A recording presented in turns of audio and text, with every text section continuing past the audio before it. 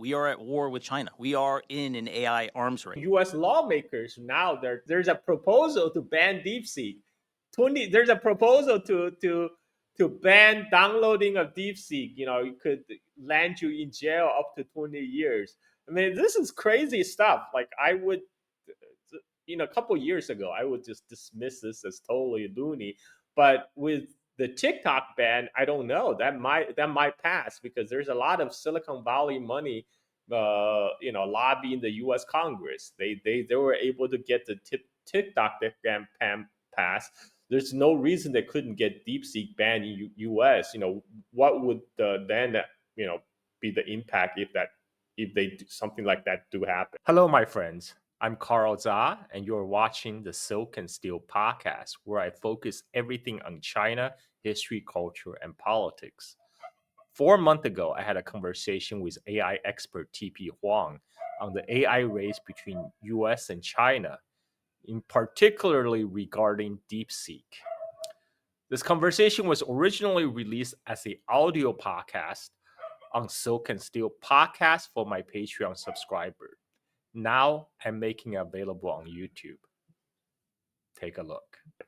Yeah, so I think if there's a DeepSeek ban, I think one thing is a lot of companies in America would then be at a deficit compared to the rest of the world because they'll be using more expensive models. First of all, imagine if you're like an AI shop whose goal is to automate a way to support like a big multinational company, right? And you had the choice of picking a company in Europe or Singapore or North America. And if the North American company can't use these cheaper Chinese models, then you're going to lose out in business to one of these other companies out there, right? So in the end, the company, the entire AI infrastructure ecosystem is not just the people making the foundational models, but also everyone along the way that's creating these AI agent or tools that people are going to use to automate different things. And that is where most of the savings are going to be in place. And, there's also the thought process of when companies, the big corporations that are doing research, right? Like let's say you want to make new biotech drugs out there, and you're running AI models to do it. The thought process is if you can't use the best open source AI models out there, it's going to constrain how quickly you can develop, because a lot of companies are not comfortable sending private data to OpenAI, right? I don't know if you've used OpenAI before, but like every couple weeks they have a downtime. Every couple weeks. It's horrible. Like, can you imagine running a airline business and then you're using OpenAI as your backend to answer customer calls, and then every 2 weeks, your customer service is not usable for 2 hours. That's like an unusable scenario, right? So that's why a lot. We saw that happening during the CrowdStrike outage when CrowdStrike brought down Microsoft Windows across the world, including the airlines. And those are the kind of issues that happens once in a while with airlines, right? Like, so this is why companies like having open source that they can keep offline. This is why they like DeepSeek or Llama or any of the open source ones, because they can run locally. They don't have to send their data elsewhere. They can have a backup data center if there's a flood, right? If their main server gets flooded or has an earthquake or something like that, they can use their backup data center to keep their operation running. And so when you deny your industries access to the latest open source models, there's real price to be paid for your rest of your industries like that.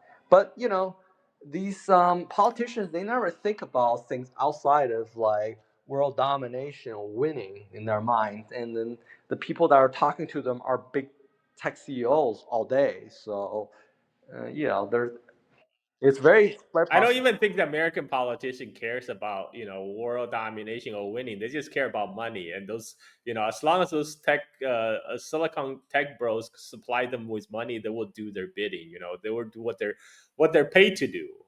U.S. Congress still have the best politician that money can buy, so they're just doing what they're supposed to.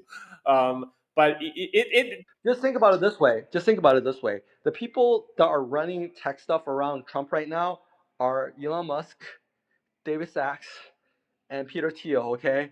These guys are all white South Africans who were used to running, like, who came from a culture where they ran and controlled all the other racial groups in South Africa. And so these people, they only understand one thing, that is dominate and control the rest of the world. And that's kind of stuff that are running behind the scenes. You gotta listen to Peter Thiel to know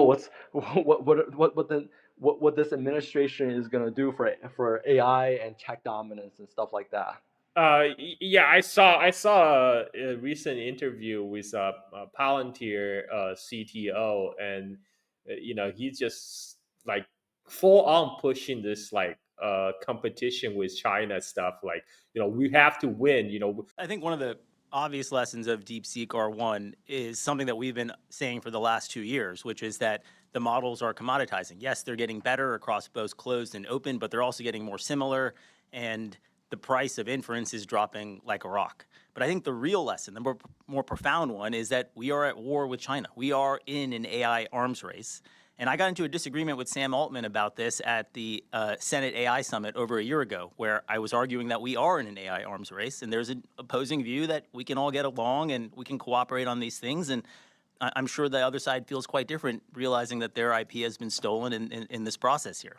But this war started long ago. It was an economic war with the ascension of China to the World Trade Organization, the greatest IP theft in history, the greatest wealth transfer in history. It is an opium war. The number one cause of deaths of 18 to 45-year-olds in this country is fentanyl.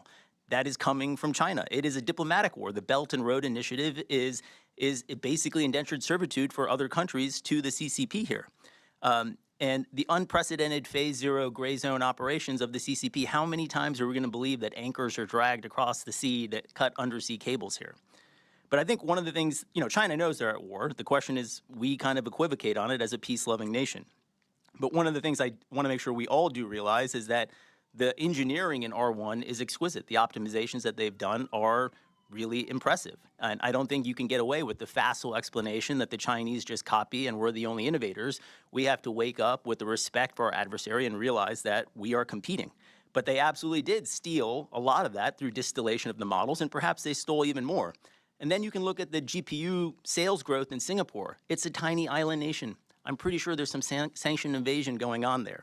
And we have to realize that the AI race is winner take all, and it's going to be a whole of nation effort that extends well beyond the DoD in order for us as a nation to win. And that M-Day was yesterday. The time to mobilize has come. Because for these guys, it's a zero sum. They feel like if America wins the AI race, reach AGI first, and it's game over for everybody else. That will ensure the U.S. dominance over the world for another century, and and then or more. And that's why you cannot allow China to win. But I think the with things that's shaping up, with America raising its trade barrier tariff and stuff like, and banning Chinese app, I think it's more likely we're gonna have a bifurcated world where China there's gonna be a AI, Chinese AI, um, outside of the United States. You can still have U.S. AI companies running inside AI, and maybe some of the U.S. Vassal states, and then Chinese AI for everybody else. Well, What's your thoughts on that? I think one thing I enjoy listening to is different countries talk about the DeepSeek impact. The Europeans, they don't want to, be controlled by America or Chinese AI. They want their own AI, right? So the countries around the world who don't have the money for this are going to prefer open source. Other countries that have the resource to do this, they want to help their own industries. They don't want to use American ones. Like nobody wants to just hand over all their jobs. No, like European countries, even European countries don't want all their white collar workers to get let go. So all that money goes to America. This is going to be a shock to a lot of American tech CEOs, but European companies actually don't want to fire half their employees, so they can send $1 trillion over to America every year.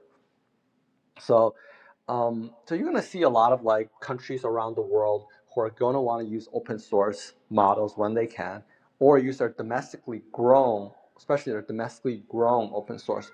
And the thing about open source is, if you don't like DeepSeek, you can just do some fine tuning with your own additional training so that it doesn't answer things the Chinese way, it answers things your own culture way, right? So, the people have already fine tuned to get rid of what they call the Chinese censors from the models, and it's fine. Like this is, you should, it's open source. You can do whatever you want with it. This is what some people like David Sachs are pushing. They're like, okay, you're letting China have access to all these data. But the thing is, it's open source. It's open source. It's not, you're not subjecting everyone to Chinese censorship or handing data to China.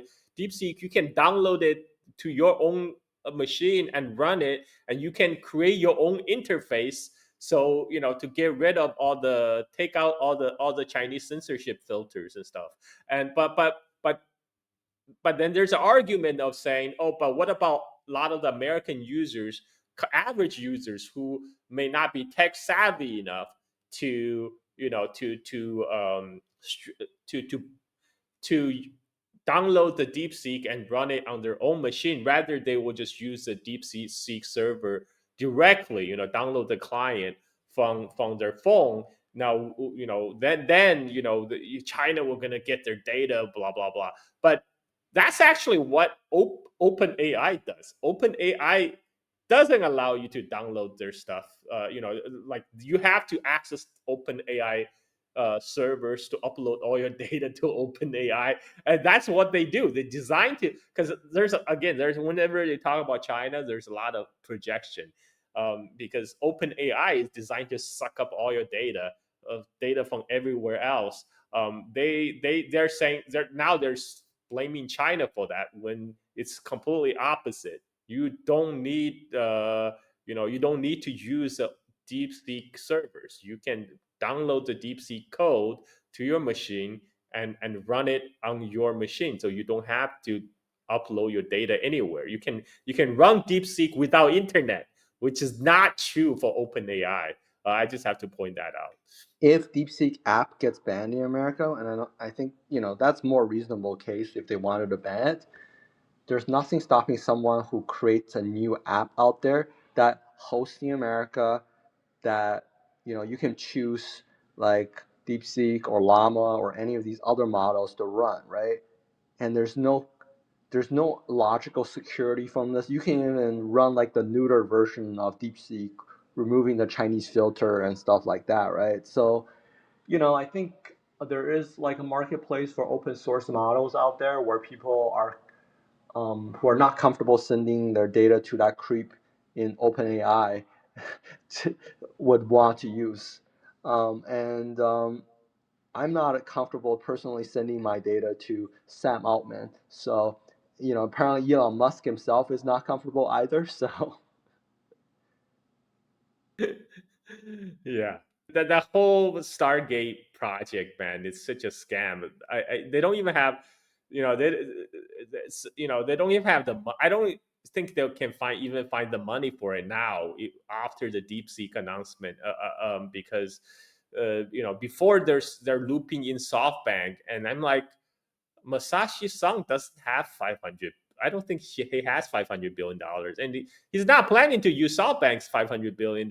He was going to go to the Gulf countries, going to get the oil sheiks in the Arab country to fund it. But now I think even the people who will flush with American dollars from selling oil and gas are gonna have to reevaluate their investment options when with now with a deep seek available.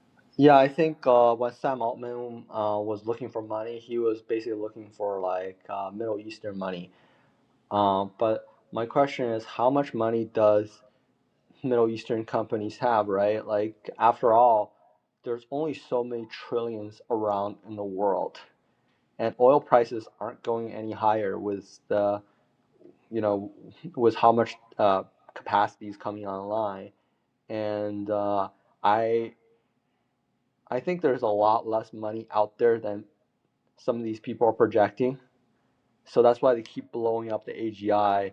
They keep talking, right? Like, this entire AI thing right now is very much of a hype-based industry, right? It's going to be a very big industry in the future, but there's no people who are at the downstream are not paying for AI right now. They're testing it out. So there's not a lot of money coming in at the bottom, and there needs to be a lot of money coming in the bottom to support the capex on the top. So they have to keep blowing up the bubble to get more people to throw their money in there. That's the plan. Yeah, and meanwhile, before they reach AGI, all their equipment that have already invested is going to continue to depreciate because that's all computer equipments do over years. Yeah, it's gonna be a complete shit show. I look forward to when everything blow up in the face of Sam Altman, all these and Silicon Valley tech bros.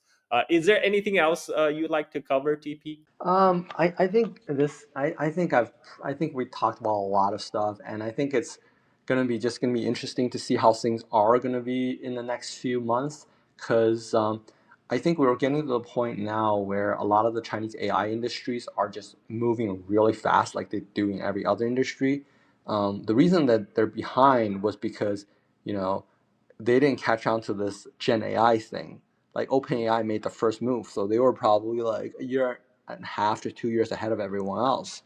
So in the past couple years, you see like rest of the industry kind of catching up to OpenAI, right? And now, if I was to estimate, I would say like DeepSeek can probably move faster than OpenAI going forward, and same with ByteDance. There's a lot of pressure in China to work those hours to really push forward, right? Um, so I don't really, even if, let's say AGI is really a big thing, I don't really see, um, you know, there to be like a huge gap between the two countries when it comes to Gen AI.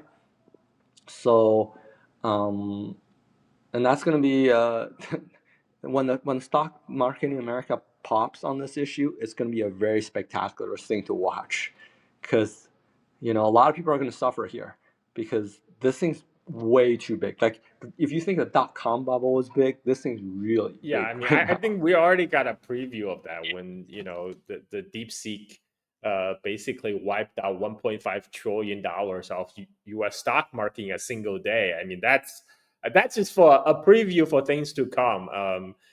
So anyway, it's gonna be a complete shit show, and we're gonna have a front seat, and I will still be here laughing, and I think I will bring you more regularly now to my channel because this AI frontier is developing very very fast. Like because already like every month it seems like every month something is happening, and I like to keep our audience informed. So thank you very much, TP, for making your time to join us. If for people who want to follow you and your work, where would they go? So most of my stuff is on Twitter or X right now on TP Huang. And I also have a Substack, also TP Huang. And yeah, more of the long form stuff I post on there. A lot of EV related stuff, but I think I'm going to write more about the AI stuff soon too. Yeah, I look forward to that, and I will want to next time maybe we'll talk about the development of Chinese EV because that's also a space that's happening at a very rapid pace. I'm still looking forward to BYD finishing their factory in Indonesia end of this year. They're scheduled to roll out their production out of their Indonesian factory by January 2026. I hope they be on the schedule, because I plan to buy my first car from BYD when that happens. Yeah, I think that's gonna be a very good big day for the Chinese Indonesian community, especially. Yes, yes. Well, thank you, TP, again for coming, and thanks to everyone for tuning into our show. Hello, my friends. I'm Carl Zha, and you're watching Silk and Steel podcast. Leave your comments below on what you think about this content and what would you like to see more on my channel. Thank you for watching. Bye bye.